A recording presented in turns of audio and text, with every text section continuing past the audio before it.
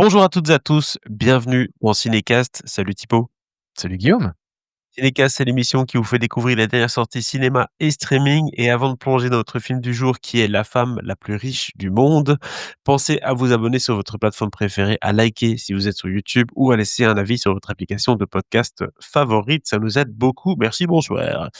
Alors, La femme la plus riche du monde, c'est un film qui est sorti le 29 octobre en France, qui sort le 5 novembre ici en Belgique. C'est le nouveau film de Thierry Cliffat, si je puis dire ça comme ça, avec Isabelle Huppert, Marina Foïs, et Laurent Lafitte.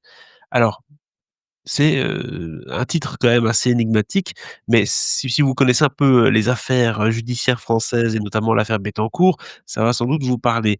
Pourquoi? Parce qu'il L s'agit attends, les affaires Bettencourt, parce oui, qu'il y en a les eu affaires, plusieurs, hein, la il y en concernant? a eu plusieurs, c'est vrai. Il y a l'affaire Bagné et cetera. Enfin bref, il y a eu plein d'affaires Bettencourt. Ça a été une grosse saga juridique et médiatique forcément. Et ben, c'est de ça qu'il s'agit dans le film, en tout cas de certains aspects de l'affaire Bettencourt. Donc cette femme qui est la plus riche du monde, elle est belle, elle est intelligente, elle a du pouvoir et il y a un écrivain, photographe, qui, a de l'ambition, de l'insolence et une certaine folie et à 2, en fait, ils vont un peu tomber amoureux mais amicalement, cette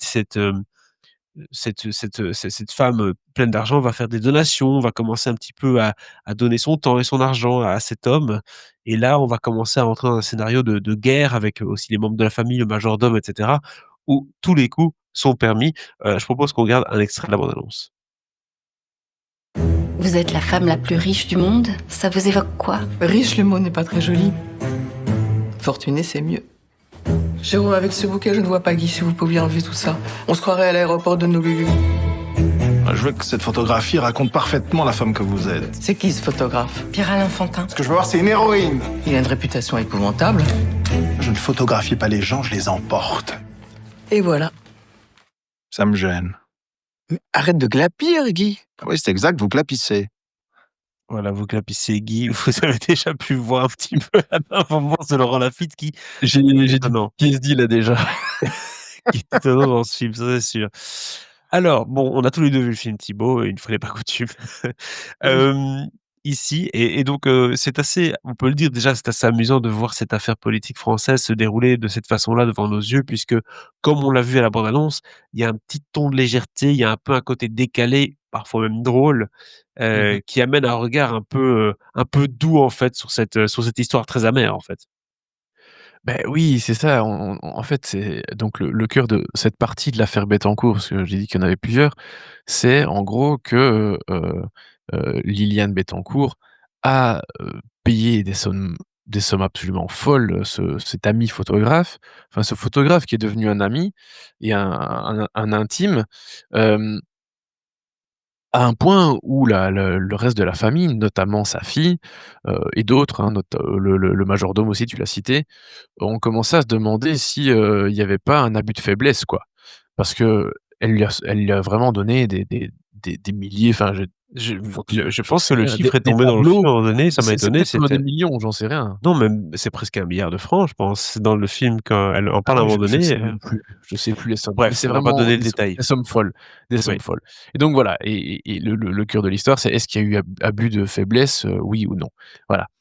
Et donc, oui, il y a clairement un potentiel, comique en fait à cette histoire où, on a ce personnage qui est complètement fantasque, du photographe ou, enfin que Laurent Lafitte interprète avec, beaucoup de grandiloquence.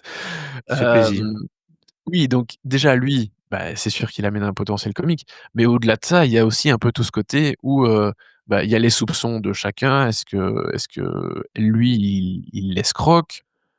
Est-ce que, elle est juste complètement folle amoureuse de lui et qu'elle ferme les yeux, enfin ou qu'elle s'en fout? En même temps, elle est tellement riche qu'elle est pas 1 million 2 ou même 50 millions. Enfin, je veux dire, c'est une broutille pour elle. Lui offrir un tableau, c'est rien du tout, donc c'est assez insignifiant.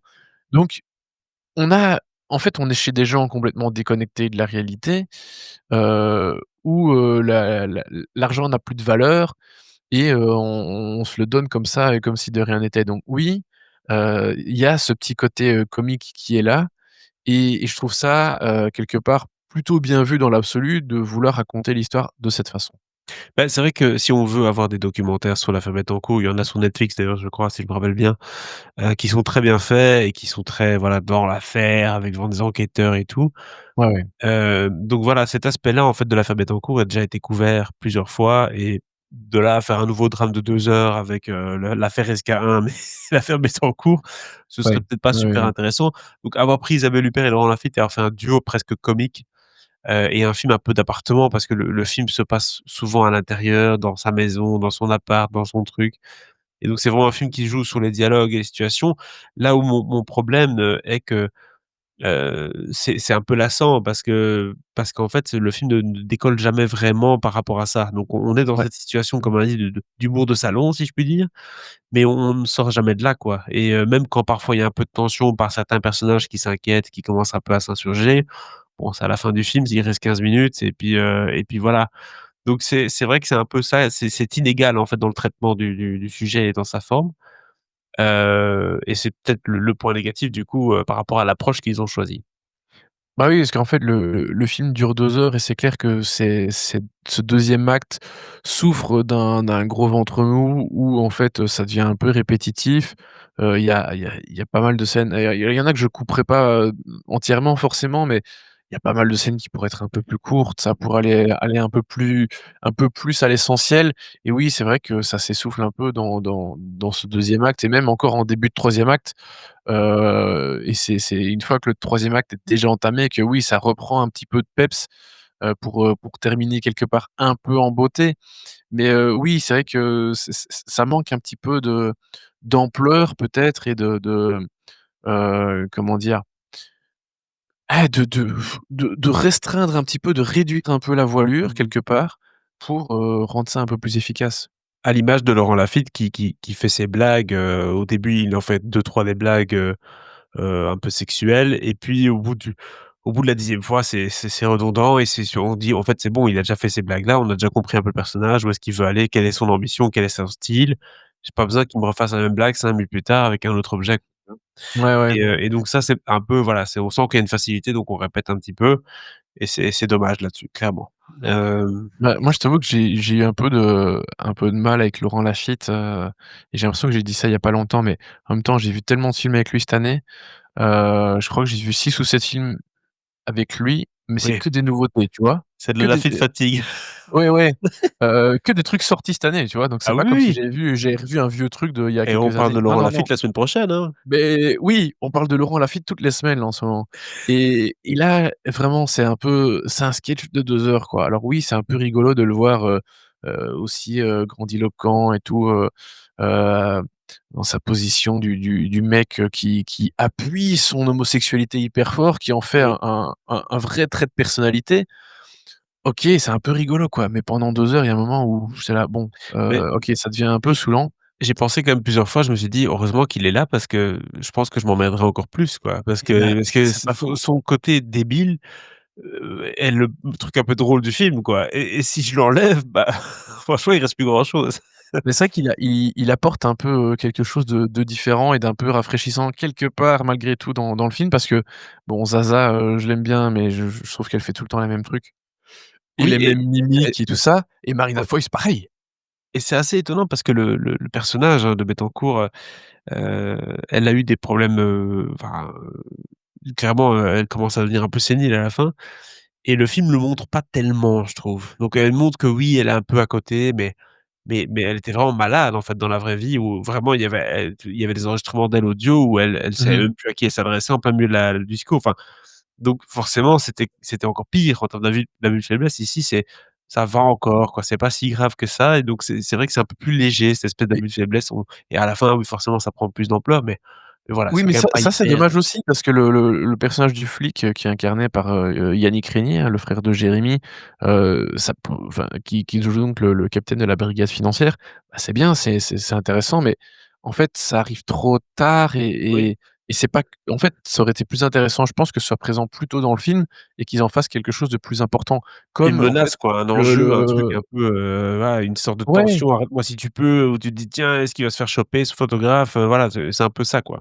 Mmh. Comme, en fait, le un peu le personnage incarné par, Raphaël Personnaz aussi, hein, qui joue le majordome, Mmh. qui se prend, des réflexions par le photographe, chaque fois qu'il vient, mais où on comprend que, bah, oui, il va créer une sorte de ressentiment à son égard et donc qui va être plus enclin à témoigner en cas de enfin, s'il se passe quelque chose et cetera. Il est prêt à participer quelque part, mais tout ça, je comprends qu'il faille l'installer, petit à petit, mais ça paye off, trop tard, quoi, en fait. Ouais. Ça prend trop de temps et ça, c'est un peu dommage. Et il y a pas mal de choses comme ça, en le personnage d'André Marcon qui joue l'époux de Liliane Bettencourt dans le film. D'ailleurs, je pense que c'est pas la première fois, que qu'Isabelle Huppert et lui, incarnent des époux. Je pense qu'il est c'est au moins la 2 ou troisième fois, c'est assez rigolo. Mais voilà, je trouve que c'est pas un personnage qui est exploité à sa juste valeur, non plus, quoi. Non. En fait, c'est Liliane Bettencourt et son pote photographe, qui font un un sketch pendant 2 heures, quoi. Un beau sketch, mais voilà, donc le film s'est un peu peut-être perdu en chemin, Bah, avec ce ouais, Pierre-Alain malheureusement. Fantin, mais voilà, en tout cas pour le ce qu'on en a pensé du film. Thibaut, est-ce qu'il y a d'autres choses à rajouter, à part peut-être le casting secondaire? On l'a déjà dit, hein, plus ou moins avec Marina Oui, on Foïs a qui est déjà venue ça pour The va. Voice. On a assez parlé d'eux. Oui, Voilà, Marina Foïs qui joue la fille de Liliane Bettencourt, c'est vrai qu'on n'a pas précisé qui passe son son film rôle. Râler, voilà. Mais oui, en fait, elle fait la meuf qui tire la gueule comme elle fait bien trop Oui, souvent dans ses films et elle sait très bien le faire, hein, attention. oui, oui, Et je dis même pas ça méchamment contre Marina Foïs, hein, je l'aime bien. Mais mais voilà, je suis là, bah, oui, Marina Foïs, quoi, tu vois? Qu'est-ce que tu veux que je te exactement. dise d'autre? Malheureusement pour elle, elle commence à être cataloguée pour ça. Alors quelle Bah, note on donne ouais. à ce film, Thibaut?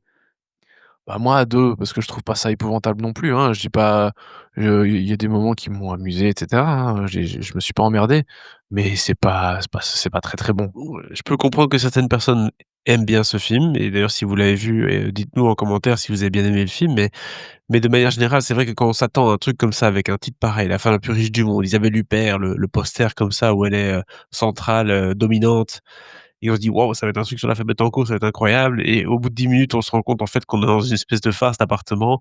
C'est un peu bizarre à encaisser, on va pas se mentir. Ouais, Donc oui, bah, ouais, ouais.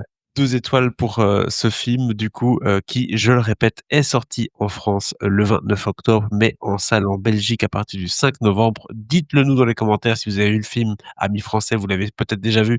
Ce que vous avez pensé de la prestation de Laurent Lafitte, d'Isabelle Huppert et de tout cela. Et abonnez-vous au podcast sur la plateforme de votre choix et on se dit à très, très bientôt pour de nouvelles recommandations et un peu plus de Laurent Lafitte, c'est promis. Ciao, ciao.